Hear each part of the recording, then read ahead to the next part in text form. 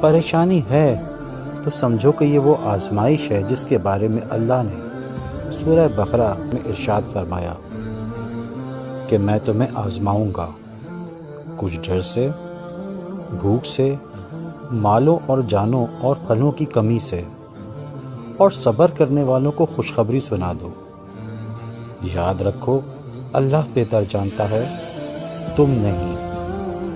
حضور اکرم صلی اللہ علیہ وآلہ وسلم نے ارشاد فرمایا، اللہ اپنے بندوں کو جو کچھ دیتا ہے نا، اس میں ان کی آزمائش کرتا ہے۔ اگر وہ اپنی قسمت پر راضی ہو جائیں تو ان کی روزی میں برکت عطا فرماتا ہے، اور اگر راضی نہ ہو تو ان کی روزی کو وسیع نہیں کرتا۔ وہ یقیناً سننے اور جاننے والا ہے، جو ہمیشہ سے ہے اور ہمیشہ رہے گا۔ اسے نہ اونگ آتی ہے